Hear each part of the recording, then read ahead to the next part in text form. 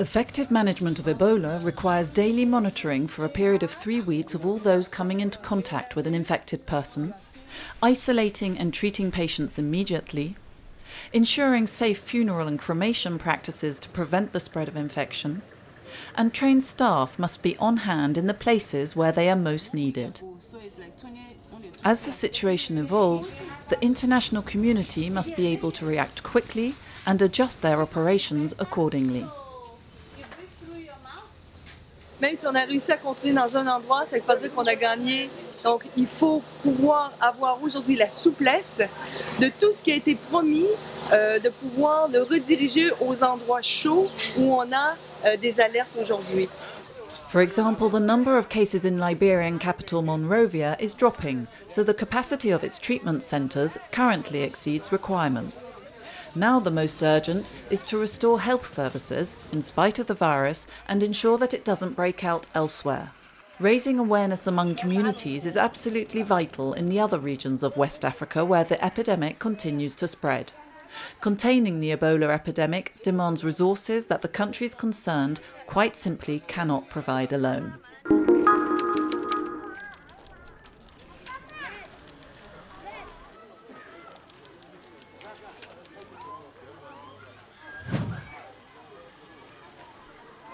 Many people fleeing violence in Iraq go to Kirkuk in the north.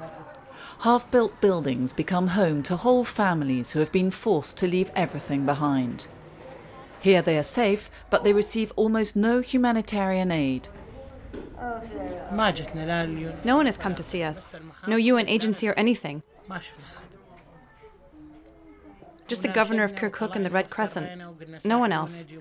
We've made requests asking for help, mattresses, for stoves, oil and such like carpets. No one has given us anything. This woman is being treated in a clinic set up by MSF. She has a brain tumour and needs a special diet for high blood pressure. But she has no money, and hers is not an isolated case. The medical teams witness the harsh living conditions the people are subjected to. Overcrowded shelters, sanitation not fit for purpose, and insufficient food. Conditions causing large numbers of people to contract respiratory, urine or skin infections or to become anemic. International aid efforts are focused on Iraqi Kurdistan, while Kirkuk, on the other side of the border that has seen no fighting and remains accessible to aid organisations, has become a city abandoned to its fate.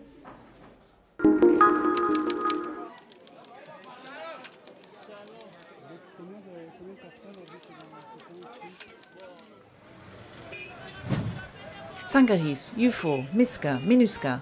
International military forces have been deployed in Central African Republic for months now, and while they have to some extent managed to contain the mass violence, they haven't been able to help the country to return to normal.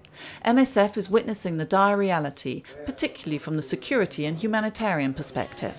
While the violence is indeed more sporadic, it still exists, and crime is rife.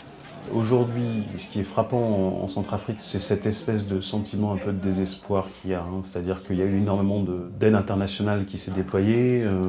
La mission de la MINUSCA n'est pas la première mission de maintien de la paix en Centrafrique. Les violences continuent toujours et on a l'impression que la Centrafrique est un immense camp où les gens sont en situation de survie permanente avec des groupes armés qui les harcèlent en permanence. People live in a state of terror. Bongi faced yet more waves of violence in August and October, and getting around the city was dangerous for MSF's teams. The city's inhabitants, patients, children suffering from malaria and the wounded were almost totally deprived of medical care. The return to calm is fragile, and the whole country is on the brink of violence. The insecurity also affects MSF staff and other aid workers, who in the past few months have seen an increase in minor and more serious incidents and hinders the delivery of humanitarian aid.